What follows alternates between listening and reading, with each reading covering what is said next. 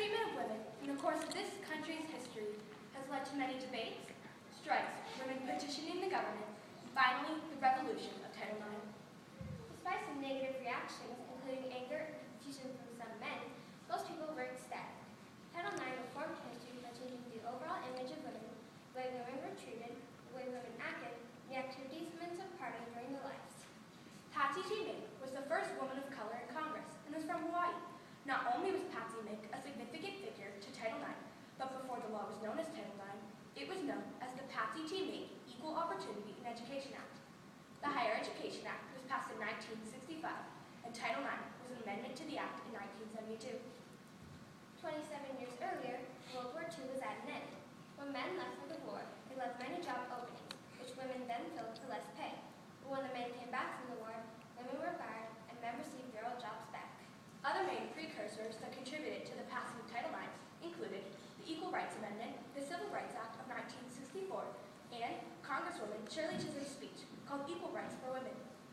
The ERA was very similar to Title IX, but failed because there were not enough votes to pass the law. The failure of the ERA made Title IX stronger and impacted those involved in passing the law.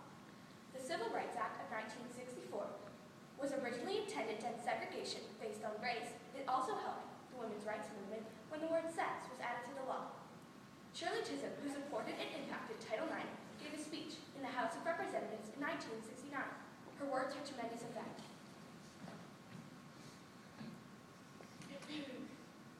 My name is Shirley Chisholm. Mr. Speaker, when a young woman graduates from college and so looking for a job, she's likely to have a frustrating and even demeaning experience ahead of her. As she walks into an office for an interview, the first question she will be asked is, do you type? There's a calculated system of prejudice that lies unspoken behind that question. Why is it acceptable for women to be secretaries, librarians, and teachers, but totally unacceptable for them to be managers, administrators, doctors, lawyers, and members of Congress? As a black person, I'm no stranger to race prejudice. The truth is, in the political world, I've been far oftener discriminated against because I'm a woman than because I am black. Because of Title IX, women can choose if they want to be a doctor, a lawyer, a stay-at-home mom, or any occupation they want. Women can choose to play tennis, basketball, soccer, or try any sport they choose to. Without Title IX, women would still be considered the weaker gender and be denied the opportunities that they receive each and every day today. After women realized that they weren't achieving full equality, they began talking to Congress. Most of the members quickly disregarded the women and their plea for equal opportunities. They even laughed at the courageous women.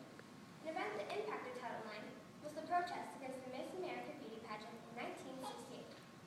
Women protested against the pageant because they believed the pageant showed that charm and beauty were the only characteristics of a woman that mattered. Not only did women protest against the pageant, they protested for things like sports and equal opportunities. We want to be equal to men, starting today on August 26, 1970. We want equality. Women are people too. Give us an education and sports we will do. Give us an education. Give us athletics. We brought 50,000 people here today so we can gain equality. Before Title IX, only 1 in 27 girls participated in high school athletics. Now, 1 in 3 girls participate in high school athletics. Before Title IX, women were expected to and only participated in few sports, such as cheerleading and dancing. Women are less likely to smoke, drink alcohol, and do drugs if they play sports. Title IX has reformed women's lives and has allowed them to play sports. Who could I interview?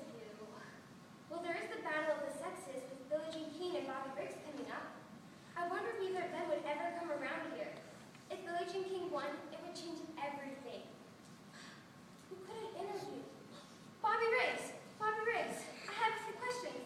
Can I talk to you, Bobby Riggs? Oh, me? Of course.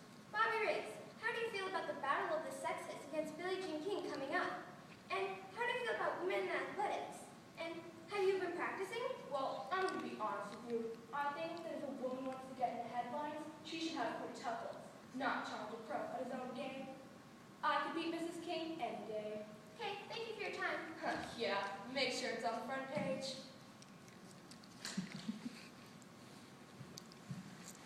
After many debates and discussions, the revolutionary law, Title IX,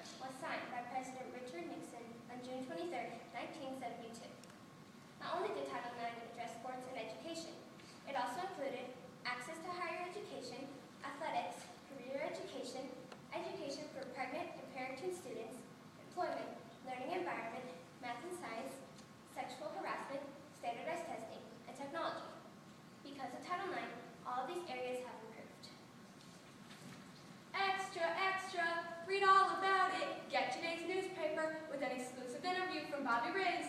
Get today's paper. Read all about it. Here, Mrs. King, you will want to read this. Thank you. Have a nice day. You too. Let's see. What? He can't beat me. I have trained hard. The team waits for strength, hitting hundreds of overhead shots every day, and working on my agility. When the match comes, I will be ready. After training long and hard, Billie Jean King beat Bobby Riggs, winning 3 straight sets on September 20, 1973, almost 1 year after Title IX was passed. The match ended up introducing Title IX in women's athletics to America. Over the next several weeks, girls rushed to buy tennis rackets and to take up sports. Girls felt more powerful and worthy. Legislation gave states 3 years for full compliance with Title IX, even though girls were now clamoring for equal opportunities. Title IX was not only a revolution for women, it was a revolution for the United States because Title IX proved that women didn't always have to be treated as the weaker gender and were capable of much more than was felt before Title IX. After Title IX was passed, women were ecstatic, but the reaction from some men was not the same. Okay, well, we had a good practice today. All right, everything looks good. Boys, bring it in. Boys. Boys. Sorry, Coach, don't be late again.